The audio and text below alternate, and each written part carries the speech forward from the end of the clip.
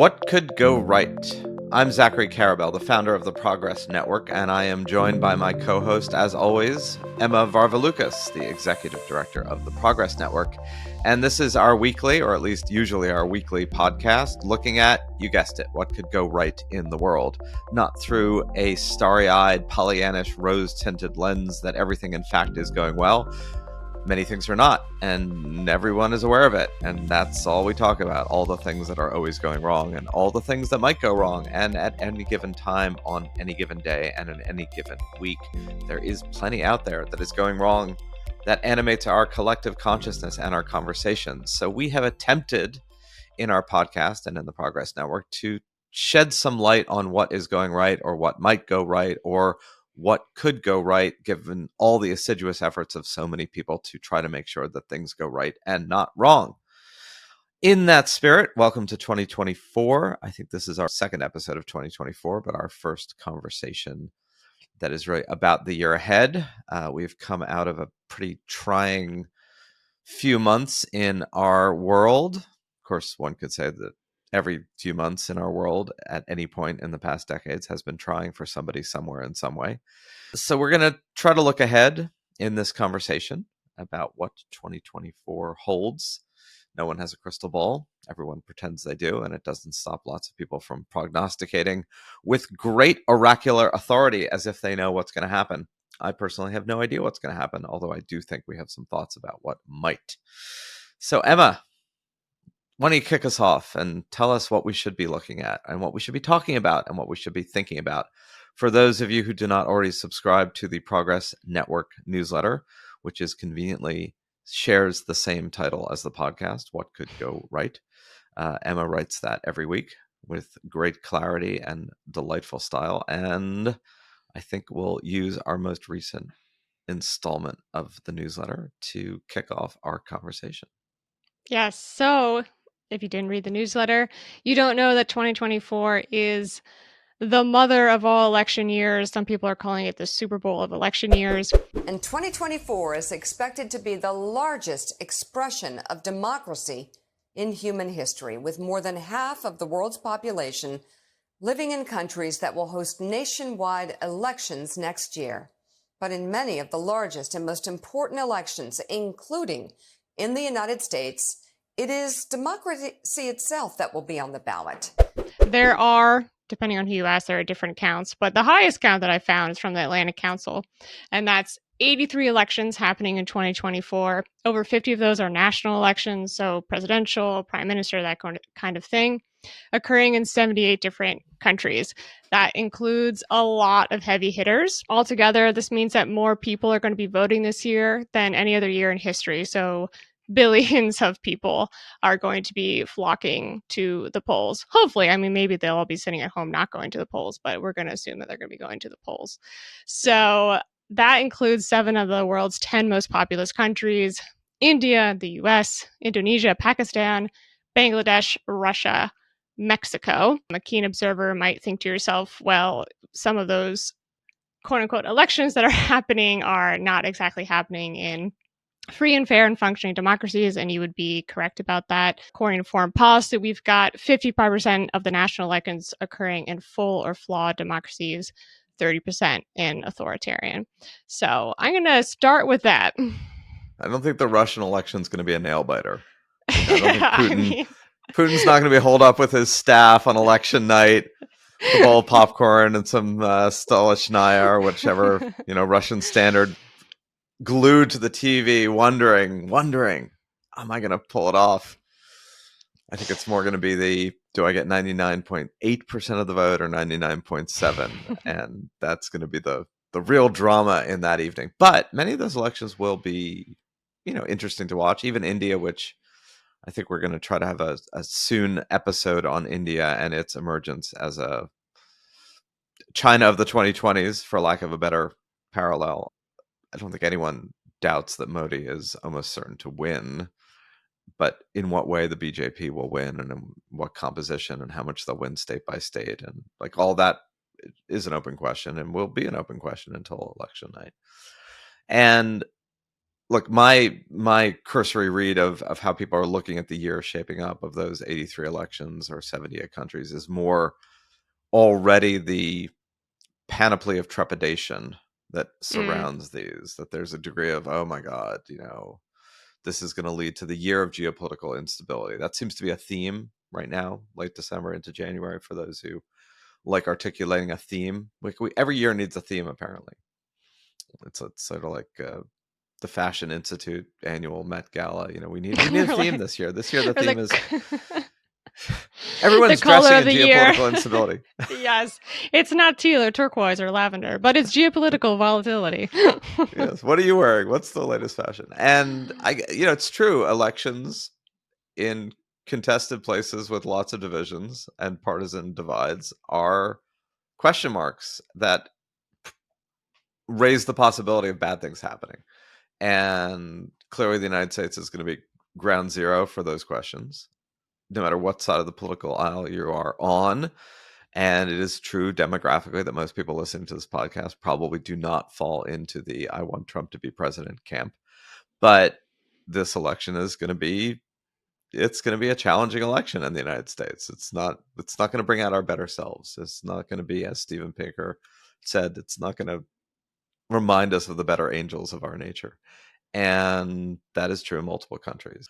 But I think you pointed out in your writings, Emma, and I think we share a view that more people participating in whatever this messy thing we call democracy is a good thing net for the world, because it represents more people trying to have a say and trying to have a voice and believing that they should have a voice.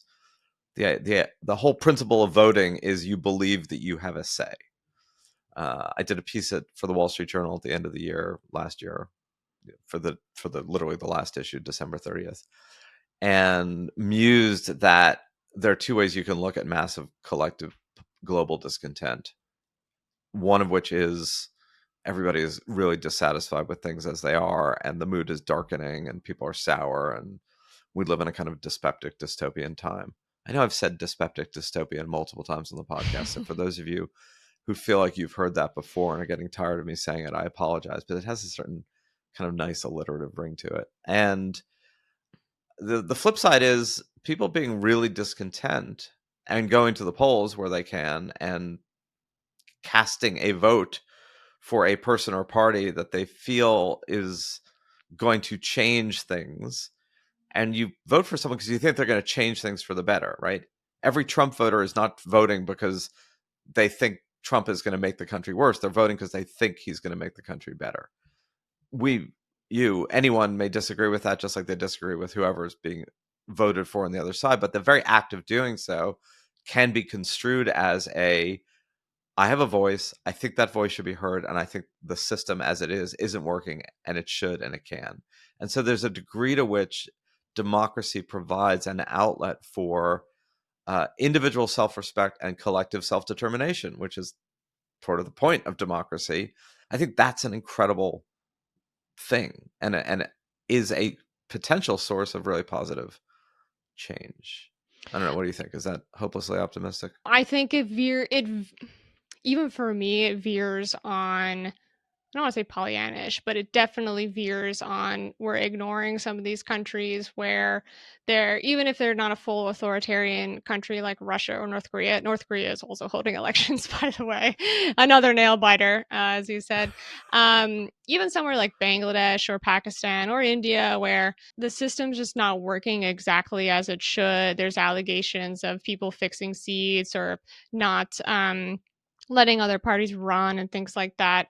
We should be kind of presenting people with that reality as well. I think the optimistic view on that is that despite all these systems that are flawed, like you're saying, that people are still coming out, that they're not giving in to the cynicism. I've seen a lot of framing, not only as geopolitical instability and volatility, but that democracy is on the ballot in 2024, which I think is an enormous overstatement. I don't think that there are elections going on where people are like, yes, I would fully like to vote for an authoritarian figure because I would like a dictatorship. People who are listening to this who are virulently anti-Trump might greatly disagree with me, but I actually think that even Trump voters in the United States are not voting for Trump because they think that he's a dictator. To your point before, I think they just don't see the threats that other people see to be as great of threats, or they see threats from the other side to be as great or even greater. So I am really curious. I feel like in 2023, the big story that everybody got wrong was the United States economy and where the US is going to be as far as inflation, jobs, wages, and all of that. I'm seeing a lot of stories come out now in early 2024 about how everybody was wrong about that. I'm really curious how we're going to look at this in the January 2025 and see, did democracy survive? Because that's how it's being framed right now. And even if there are a lot of elections that don't quote unquote go the way that we want, even if we do have individual countries that might fall into hard times, I really don't think that this is going to be the deciding year where democracy just disappears. Yeah, we had this conversation in the wake of the U.S. midterm elections in 2022, which, as we reflected at the time, and as many people reflected at the time, were remarkably smooth. The outcome didn't please a lot of people, and no outcome of an election is likely to please a lot of people because somebody who you want to win is going to lose. Like, that's just the reality of a democratic election. But there was such agita leading up to November of 2022 in the United States, and such conviction that this was going to be some really divisive replay of 2020 leading into January 6, 2021. And none of that happened, right? Everybody accepted. There wasn't a lot of contestation of votes. There wasn't claims of vote fraud. It was a normal election that went normally in the United States. And then the Brazil election between Lula and Bolsonaro just, again, went well. It went, none of the worst fears of what was going to happen in Brazil happened. Okay, there was except for the whole storming riot thing.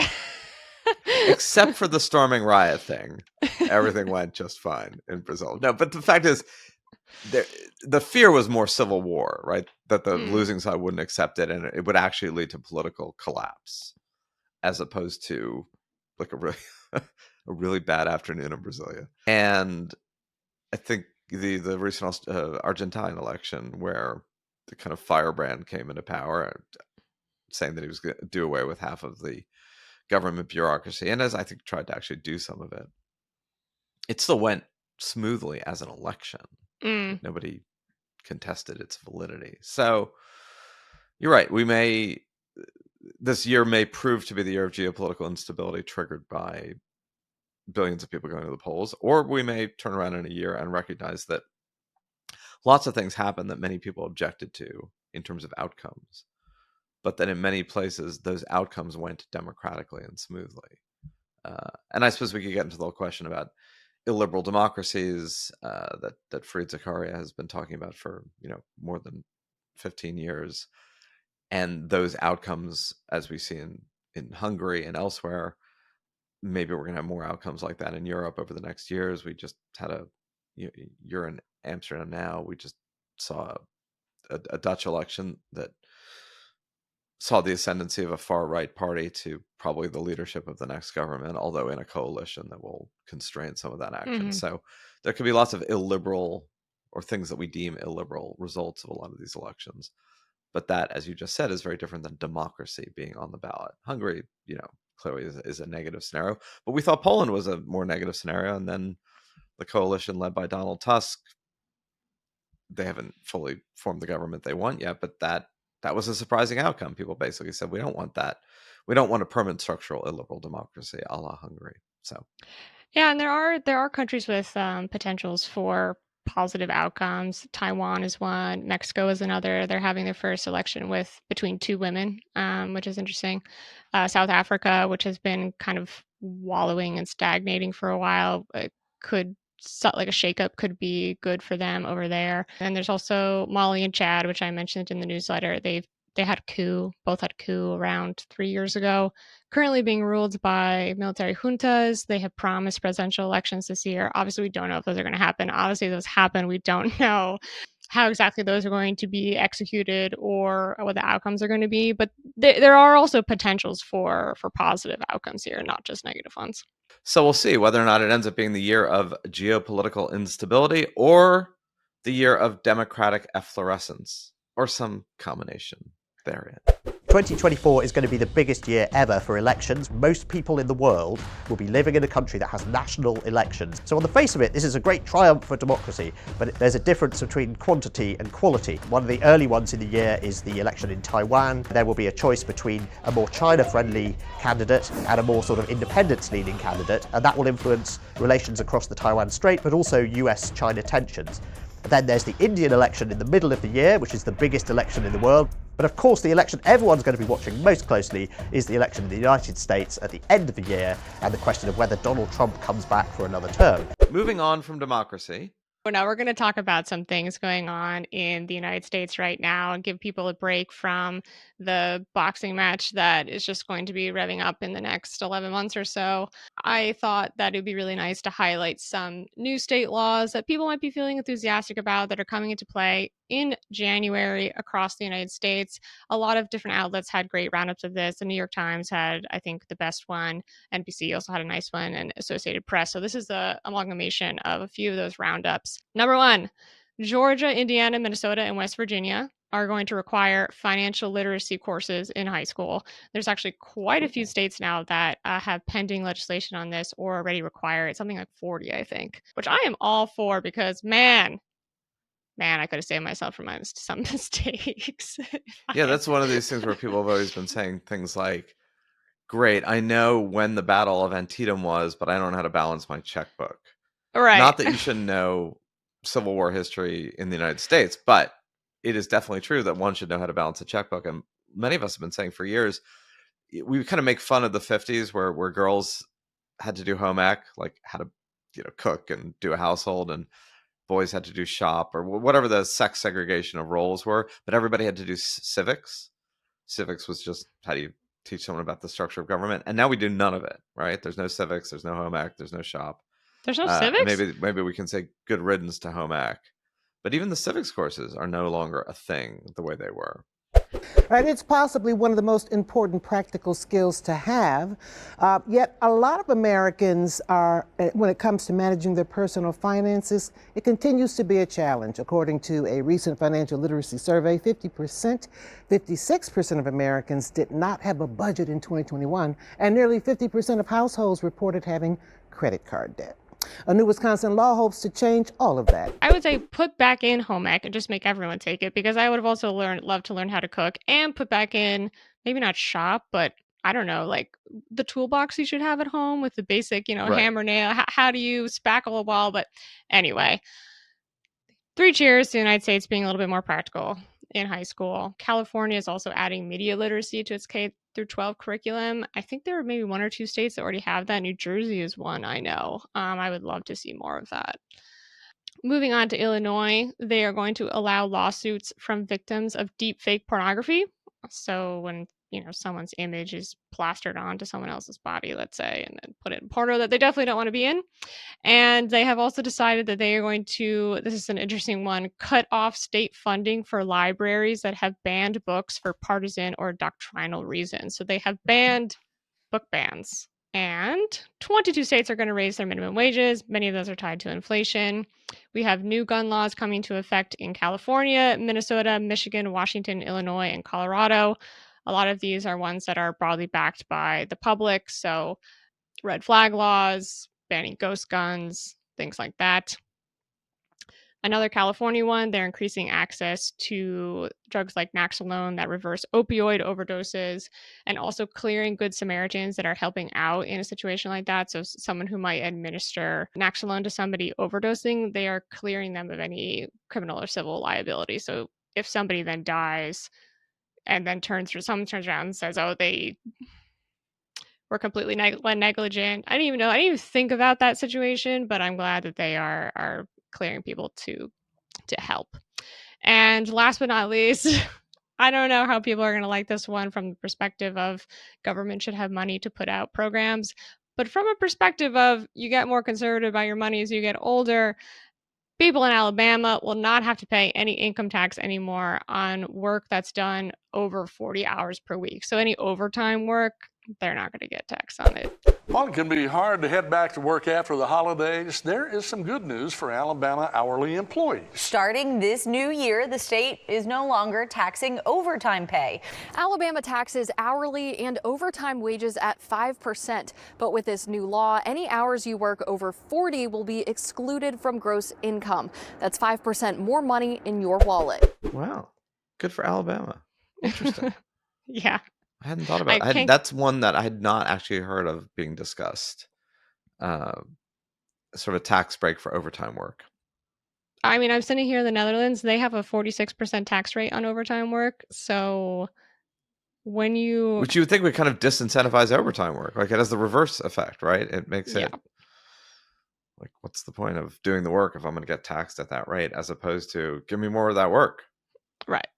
I suppose the pushback would be it incentivizes people to work too much. It's a very Dutch mentality versus an American mentality, right? The American mentality is very pro-work. The Dutch mentality is very, like, go enjoy your life, and work is a part of that. On the same token, if you're really trying to improve your lot financially, that doesn't make things easy. Right. Work to live versus live to work. Yeah. So those are some things that are going on in the states other than the federal elections. And one little cute thing about the states, just to give people some feel-good stuff heading into 2024. The Department of State announced, this was late 2023, they are back to pre-pandemic processing times for passports, and in defiance of the stereotype that Americans don't travel. This is wild. In 1990, and this is from the Department of State, only 5% of Americans had a passport. Kind of shame on us. Today, that number is 48%. Wait, in 1990, only 5% of Americans had passports? Really? Correct. Wow. Yeah. That is, I would have guessed closer to the 30+%. Wow. It's changed that much in 33 years. Mm-hmm. And now it's 48, you said. 48%. Mm-hmm. Huh. And even that accelerated, because they say that there are now over 160 million valid U.S. passports in circulation, nearly double the amount from 2007.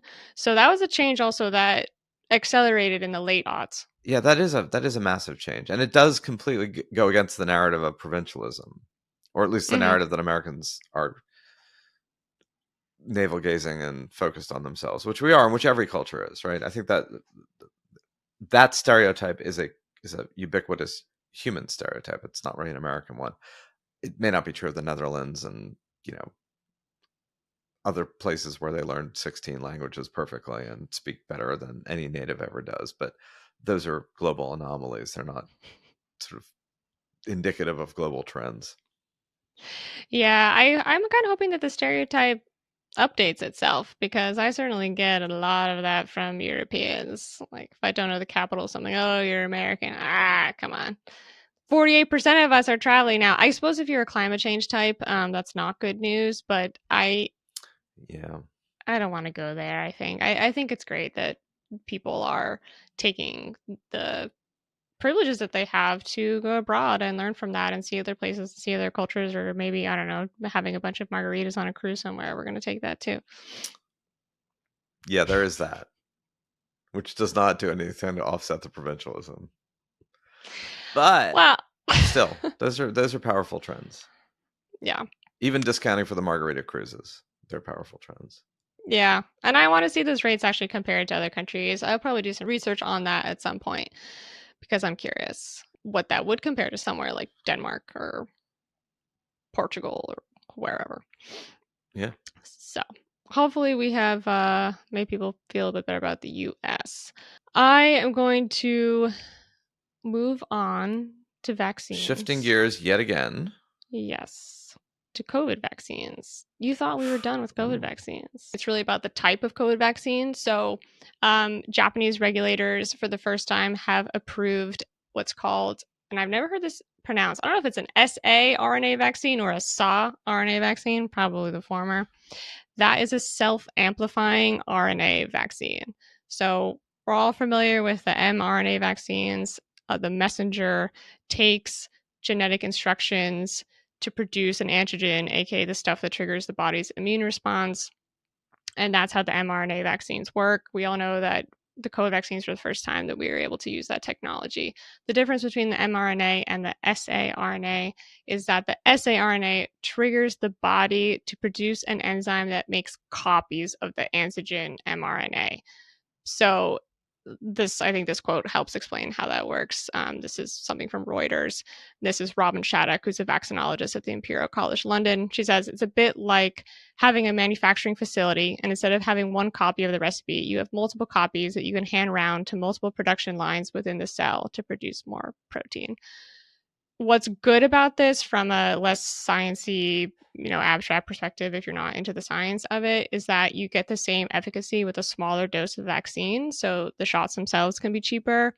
There are fewer side effects. This is why I said maybe this will change your mind, because I don't know about you. I know a lot of people that have stopped taking COVID vaccines in part because the side effects are almost as bad as having COVID itself. So they're just like, screw it. That is exactly why. And Yep. also I've had 3 and I've had COVID, and I'm more unless demonstrated otherwise, there's a degree of antibody reality in me and most people at this point. So that is not in any way an anti-vaccine comment. It is when is enough in terms of some degree of not immunity, but internal defense mechanisms. But yeah, if you could say to me, there is now a shot that provides an internal matrix of immunity across a broad spectrum with no 3 days of illness, sure, shoot me away, sign me up, send me the needles.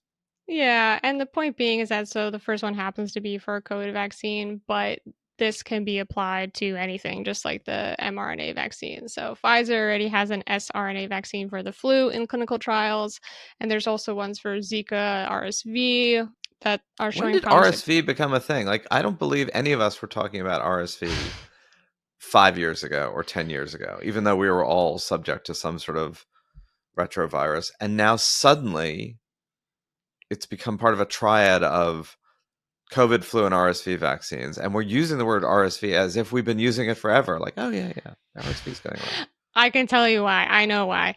Because 2023, we had the first viable RSV vaccine ever. We've never had a vaccine for it before 2023. And number 2, I think it even before then came into the public conversation with COVID because of all of the conversation suddenly about like the double whammy COVID flu season, and they packed RSV in there. That was the first time that I had heard of RSV. Not having kids, I feel like that's usually when people start to deal with RSV stuff, or if they have elderly parents. But it's really because we have a first viable vaccine for the first time, so it's out and about now. That's a good answer, because it sort of entered the public consciousness and conversation as if it had always been there, like the flu. Like, oh yeah, RSV. Like, wait, when did this become a thing? Shingles too. Suddenly it's a thing. Shingles? That's been a thing. Yes, but there hasn't been go get the shingles vaccine as a thing. Like, that's oh yeah, you know what? That's because it's a different age group. I haven't been hearing about the shingles vaccine. Yeah, but you get to my age group and everyone's like, get the shingles vaccine. Go get the shingles vaccine. You got to get the shingles vaccine. Oh my God, shingles is so painful. Oh my God, it'll kill you. And it's probably all true. Like, I'm not doubting that. I'm saying it's suddenly an acceptable part of every conversation. Did you get the shingles vaccine? Did you get it? Did you, Zachary? Did you get it? I have to get it. Yeah. Get the shingles vaccine. It's a note. This is a conversational podcast note to self. And anyone out there listening, I guess, who's 50 plus? Barrage me with emails saying, get the shingles vaccine, Zachary. Get it. You're right. I know you're right. I don't have any judgment if you don't get the shingles vaccine or the COVID vaccine. Thank you. So. But then I can't complain about shingles if I get it. No, you can. That is correct. Yeah. Last little piece of info about the saRNA vaccines. EU approval for the specific COVID one is expected in 2024. So it's probably going to make its way over to the US. Okay. Yeah. So they're coming. Let's go on to space. Space, the final frontier. Yes, supposed to be a big year for space exploration. This little packet of information I'm about to read to you is from Semaphore. SpaceX is planning to launch 124 rockets this year. So I guess Elon Musk is doing something other than burning Twitter to the ground. They said 98 the previous year. So that's pretty impressive. And 74 says that no other organization has managed more than 63 in a single year. So that is pretty good. Aurora Clipper spacecraft is launching in 2024, looking for life on Jupiter's icy moon. The Artemis mission will fly humans to the moon's orbit for the first time in half a century. And there is an Asian space race heating up, it says, as Japan, China's, and India's space programs all aim for milestones. Japan is hoping to land a spacecraft on the moon this month. Japan is going to the moon, and if they land successfully, they'll be the 5th country ever to do that. Normally it only takes a few days to get to the moon, but Japan is going to take a few months because they're using this lunar lander, nicknamed the Moon Sniper, to try to make a super accurate landing. And the reason that's important is that countries around the world are trying to figure out where exactly on the moon are valuable resources that could help support even longer missions, like water, for example, or key metals. And a lot of the potentially resource-rich areas also have hazards, like big rocks or craters, which is why accurate landings are becoming more important. The reason I'm so excited about this is that this mission, along with India's Chandrayaan-3 and the US's Artemis program, are making it feel like the race to space is back in a big, ambitious way. And we also have a member of the Progress Network, Che Bolden, who is building out a whole space information and consulting group. It's fascinating listening to Che and talking to him. He's career military. His father was administrator of NASA for years, and there's this multi-billion-dollar space ecosystem. I mean, yes, we're aware of it peripherally when we talk about billionaire boys and their toys and SpaceX and Virgin Galactic and Blue Origin, which is Bezos's space. But there's a lot more to it than just the billionaire, space race. There's this entire ecosystem that, unless you're in it, most of us don't think about. I mean, obviously, my joke about, to go where no man go before, there's a huge pop culture aspect of space, and then there's a huge military component of space, and then there's a huge commercial component that has kind of existed beneath the radar. Even funny to say beneath the radar, given that a lot of tracking now is in space by satellites and not by radar. And I don't know that there's anything quite that substantial in terms of money, effort, and national interest that gets less attention publicly than space and satellites and exploration. There's now talk of a new moon landing. So it's a fascinating, dynamic part of the world that we don't pay attention to, or not even part of the world, part of the ecosystem, not even part of the ecosystem, part of the galactic ether universe in which we all swim. Yes. I do think Elon Musk is an exception to that. Yes, we pay attention to SpaceX and Musk. It's true. But we end up paying more attention to like the rocket launch than what they're actually doing once they go up. Right.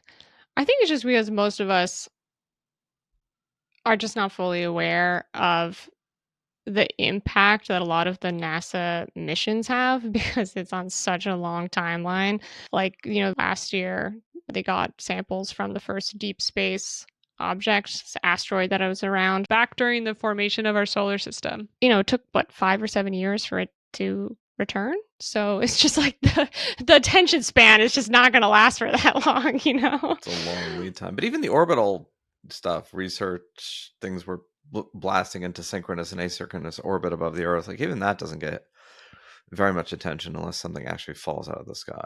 Like we pay less attention to it going up than we do to it going down. Kind of a Progress Network metaphor. We pay attention to it when it's falling. We don't pay attention to it when it's ascending. Yeah. So, well, related, I hadn't planned to talk about this, but this is vaguely related. One sort of progress piece that I have seen going around in this early part of 2024, we don't usually talk about how safe the aviation industry is, and we normally focus so much on fatalities and crashes. They're such a major part of the news cycle. But one thing that has happened with the plane that was engulfed in flames in Japan in the early bit of 2024 is that I have seen a lot of coverage talking about how this is a success of modern aviation, that they got 379 passengers out of the plane unharmed. I learned from coverage of that apparently in the US at least, manufacturing of planes has a regulation that everyone should be able to get out of the plane in 90 seconds. So in Japan it wasn't 90 seconds, it was more like 20 minutes for the full evacuation. But they say that They were able to do that in part because they stayed calm, followed instructions, and most importantly, followed the instruction not to bring your bags with you. They actually say that that was a big factor in saving everyone, that nobody was taking time trying to get their stuff and, tripping over it. You can imagine how that might be. But it was interesting because it was, was one of the first, maybe the only time I've seen news coverage that was like, hey, this went really well, and you should probably know that there are reasons why this went really well. No, it's definitely true. I mean, other than helicopters, which do have a higher rate of fatality, and even that's skewed, by the way, by rescue helicopters, meaning helicopter fatality statistics look a lot worse because it includes highly dangerous flying situations, where someone tries to rescue someone on a mountain or some incredibly difficult place where there is a higher likelihood of an accident, as opposed to just going from Lower Manhattan to JFK. I was talking to my younger son the other day. One of the weirdest aspects of many weird aspects of being in New York after 9/11 was that in October of 2001, the worst airplane crash happened since over the past 23 years in the United States. There was a flight, I think, going to the Dominican Republic, had just taken off from JFK and crashed 20 miles after takeoff and killed everyone aboard. And the immediate assumption in October of 2001 was that this was another act of terrorism because we'd just gone through 9/11. And it turned out it was, I don't know if it was a mechanical or pilot error, but nothing like that has happened since. That was 22 years ago. Yeah. And you have the weird Malaysia flight, which no one knows what happened to. And has been the source of, I mean, I think everyone knows that it went down, just how and where and when.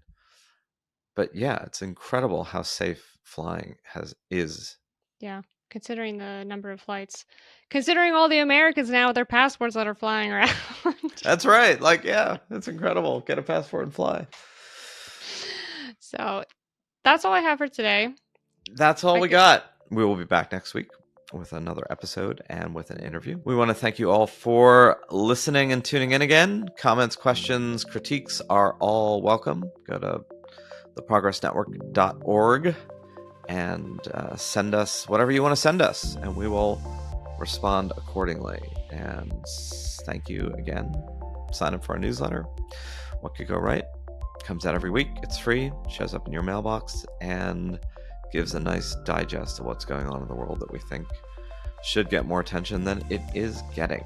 And of course, we want to thank the Doris Duke Foundation for their continued support, which is helping us make this whole thing possible week to week. So, thank you, Emma. Thank you all. We'll talk to you next week. Thank you, and we are looking forward to spending 2024 with y'all.